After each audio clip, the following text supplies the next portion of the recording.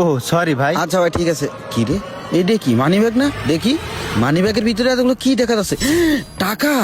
ওরে আল্লাহ রে, এই মানি ব্যাগে দেখি কতগুলো টাকা। অজু করতে এসে তো আমার কপালটাই খুলে গেছে। আল্লাহ যারে দেয় আল্লাহ তারে এইভাবেই দেয়।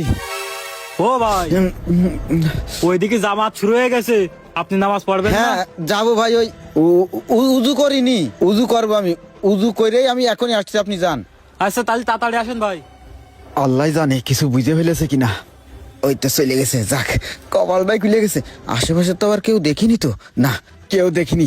টাকাগুলো বের করে ফেলি, টাকাগুলো আগে পকেটের ভিতরে রাখি। আর এই মানি ব্যাগটা কি করবো? মানি ব্যাগটা আমি এখন পকেটে রেখে দিই, নামাজ শেষ করে বাড়ি যাওয়ার পথে ফেলে দিবানে। যাই আগে নামাজটা পড়ে নি, যাক কপালটাই খুলে গেল। যাক আলহামদুলিল্লাহ, নামাজটা পড়া শেষ। এই কি ব্যাপার, আমার টাকাগুলো কোথায়? উজু করতে গেছিলাম ওইখানে নাকি? হায় আল্লাহ, আমার এ কি বিপদ হলো? এই জায়গা তো দেখছি টাকা নেই। আমি তো এই জায়গায় উজু করেছি, টাকা পড়লে তো এই জায়গায় পড়বে, না হলে তো মসজিদই পড়বে। এই জায়গা তো দেখতেছি না। ভাই সবই তো শুনলাম, কিন্তু মসজিদের টাকা হারাই গেল, এটা তো অবাক করা বিষয়। শোনেন ভাই, মন খারাপ করেন না, আল্লাহ একজন আছে, আল্লাহর উপর ভরসা করেন। হ্যাঁ ভাই, আল্লাহর উপর ভরসা করা ছাড়া তো আমার আর কোনো উপায় নেই। এই শাকিল ভাই, শুনলাম মসজিদ থেকে কার টাকা হারাই গেছে? আরে আর কইস নি, মসজিদের এই ভাইটার টাকা হারাই গেছে। এই ভাই টাকা হারাই গেছে? হ্যাঁ ভাই। কয় টাকা ভাই? ভাই 50,000 টাকা। ওরে আল্লাহ, 50,000 টাকা! ও ভাই, 50,000 টাকা নিয়ে আপনি এই দুপুর বেলায় কই যাচ্ছিলেন? ও ভাই, এই টাকাগুলো আমার না, এই টাকাগুলো আমার বড় ভাইয়ের। ব্যাংক থেকে টাকা তুলে আমার কাছেই দিয়েছে। এই টাকাগুলোর ভিতর থেকেই আমার ভাই গরিব অসহায় মানুষের ভিতরে ইফতার বিতরণ করতে চেয়েছিল। আর ওই টাকাগুলোর ভিতর থেকেই গ্রামের মানুষের মাঝে জাকাত ফিতরা দিতে চেয়েছিল। আমি এই পাশ দিয়ে যাচ্ছিলাম, নামাজের রক্ত হয়ে যাওয়ায় আমি এখানে নামাজ পড়তে আসছিলাম। এতগুলো টাকা হারাই গেল আমাদের মসজিদের থেকে, এটা তো আমাদের মসজিদেরই বদনাম। আরে হ্যাঁ, ও ভাই শোনেন, ভেঙে পড়েন না, আল্লাহর উপর ভরসা করেন। আল্লাহ একজন আছেন ভাই, আর আপনার নাম ঠিকানা লিখে দিয়ে যান। টাকা যদি পাওয়া যায় তাহলে আপনার টাকা আপনারে বুঝাই দেওয়া হবে, আর যদি নাও পাওয়া যায় গ্রামবাসীর উদ্যোগে আপনার টাকা আপনারে বুঝাই দেওয়া হবে। ভেঙে পড়েন না, ঠিক আছে ভাই? ঠিক আছে ভাই। আচ্ছা ভাই, তাহলে আসি, আপনিও যান। এরা না চল আচ্ছা ভাই। তাহলে। আচ্ছা ভাই। ও ভাই, ডাকতিলেন আমারে? ওরে ব্যাংকের থেকে যে টাকাগুলো তুলে দিলাম সে টাকাগুলো দে। চুপ করে রয়েছিস কেন? কিরে কথা করছিস না কেন? হেৎ, টাকাগুলো কি করেছিস? ভাই আসার পথে আমি টাকাগুলো নিয়ে জোহরে রক্ত হয়ে গেছিল, তাই নামাজ পড়তে গেছিলাম। নামাজ শেষ করে দেখি আমার কাছে আর টাকাগুলো নেই। এই টাকাগুলো নেই মানে? নাটক করিস না, নিশ্চয় তুই টাকাগুলো সেরে ফেলেছিস। না ভাই, বিশ্বাস করেন আমি টাকাগুলো সারাই রাখিনি।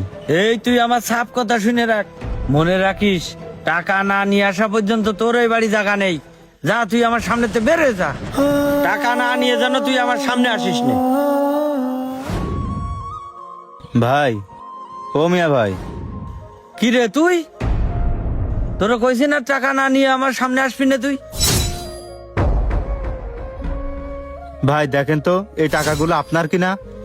আরে এই টাকাগুলোই তো আমার, নিশ্চয়ই তুই টাকাগুলো সারাই রাখিলি। না ভাই, এই টাকাগুলো আমি সারাই রাখিনি। তাহলে কি হয়েছে শোনেন সবকিছু। টাকাগুলো আমি 2 দিনের ভিতরে দিয়ে দেবো, সমস্যা নেই ভাই। ও ভাই, আচ্ছা ভাই, এখন রাখতেছি। কে ভাই আপনি? চিনতে পারলাম না। ভাই চিনতে পারেননি? একটু মনে করে দেখেন তো ভাই।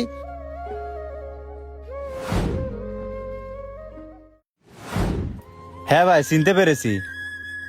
আপনার সাথে আমার মসজিদে ধাক্কা লাগছিল, তা আপনি এই জায়গায়? হ্যাঁ ভাই, আমি মেলা কষ্ট করে আপনার বাড়ির ঠিকানা ম্যানেজ করে তারপরেই আইছি। তা আপনি আমার বাড়ির ঠিকানা ম্যানেজ করে চলে এসেছেন, কি দরকার ভাই? ও ভাই দেখেন তো, এই এই এই টাকাগুলো আপনার কিনা, আর এই মানি ব্যাগটাও আপনার কিনা? হ্যাঁ হ্যাঁ ভাই, এই টাকা আর এই মানিব্যাগ তো আমারই ভাই। এইগুলো আপনি কোন জায়গায় পেয়েছেন? ও ভাই, মসজিদে উদু করতে যাওয়ার সময় যখন আপনার সাথে আমার ধাক্কা লাগিল, তখন আপনার এই টাকা আর মানি ব্যাগ পড়ে গেল। আর ওই সময় আমি এই টাকা আর মানি ব্যাগ ছাড়াই ফেলিলাম। আমি না বুঝে মেলা বড় লোভ করে ফেলেছি, আর লোভে পড়ে আপনার এই টাকা আর মানি ব্যাগ নিয়ে চলে গেছি। আপনারা কিছু কইনি, আমি লোভে পড়ে এই কাজটা করে ফেলেছি। আমি অনেক বড় অন্যায় করে ফেলেছি, আমারে মাফ করে দিয়েন। বিশ্বাস করেন ভাই, এই টাকা আর মানি ব্যাগ নিয়ে যাওয়ার পরে আমার ওই আল্লাহ আমারে অনেক কিছু ভাবাইছে। যে আমি আপনারে ফাঁকি দিয়ে টাকার মানিব্যাগ নিয়ে যাচ্ছি, এই কাজটা তো ভাই আমি ঠিক করতেছি না। ও ভাই, আমি এই দুনিয়ার সবাই সব ফাঁকি দিতে পারবো, কিন্তু আমি তো আমার ওই আল্লাহরে কোনোভাবে ফাঁকি দিতে পারবো না ভাই। এতগুলো টাকা দেখে আমার মাথা ঠিক ছিল না। আমি না বুঝে লোভে পড়ে শয়তানের ধোকায় পড়ে এত বড় একটা অন্যায় করে ফেলেছি। আমারে মাফ করে দেবেন ভাই। এই রমজান মাসে অনেক বড় একটা পাপ করে ফেলছিলাম ভাই। আপনি আমারে মাফ করে দেবেন ভাই। আপনি না মাফ করলে আল্লাহ আমারে মাফ করবে না। আপনার এই টাকাগুলো নিয়ে যাওয়া আমার একদমই উচিত হয়নি। আমি লোভে পড়ে এই কাজটা করে ফেলেছি ভাই। আপনি আমারে মাফ করে দিয়েন ভাই। আপনি মাফ করে দেবেন ভাই আমারে। আরে আরে ভাই, কি করতেছেন আপনি? আপনি মাফ চাচ্ছেন কেন? আপনি যে আপনার নিজের ভুলটা বুঝতে পেরেছেন, এটাই অনেক। অনেকেই ভুল করে, এটা বুঝতে পারে না। শোনেন ভাই, মানুষ তো ভুল করবে, এটাই স্বাভাবিক। মানুষ ভুলের ঊর্ধ্বে নয়। আপনি অনেক ভালো মানুষ। আপনার মতো মানুষ বেঁচে আছে বলেই এই দুনিয়া এখনো টিকে আছে। চলেন ভাই, ইফতার করি। ইফতারের সময় হয়ে গেছে, আসেন ভাই। তাহলে শুনেছেন তো ভাই, ঘটনা কি হইলো? ভাইরে, আমি না বুঝে তোর অনেক কথা কইছি, তুই মনে কষ্ট নিস না। আমি বড় হয়ে তোর কাছে ক্ষমা চাচ্ছি, তুই আমারে ক্ষমা করে দে আরে না ভাই। ভাই, মাফ চাচ্ছেন কেন? ভুল তো আমারই ছিল। আর ওই ভাইটা আসলে অনেক ভালো মানুষ, যার কারণে টাকাগুলো ফেরত পাইছি। নফসের মারাত্মক একটি ব্যাধি হচ্ছে লোভ। লোভ মানুষকে দিনের পর দিন অধঃপতনের দিকে নিয়ে যায়। জীবনের বাস্তবময় সত্য হলো, একজন লোভী মানুষ কখনোই সুখী হতে পারে না। আল্লাহ পাক লোভী ব্যক্তিকে পছন্দ করেন না। আল্লাহ পাক নিজেই লোভী ব্যক্তির জন্য সকল সুখের পথ বন্ধ করে দেয়। মনে রাখবেন, অতিরিক্ত লোভ আপনার ধ্বংসের কারণ হতে পারে। কখনোই লোভ করা উচিত নয়।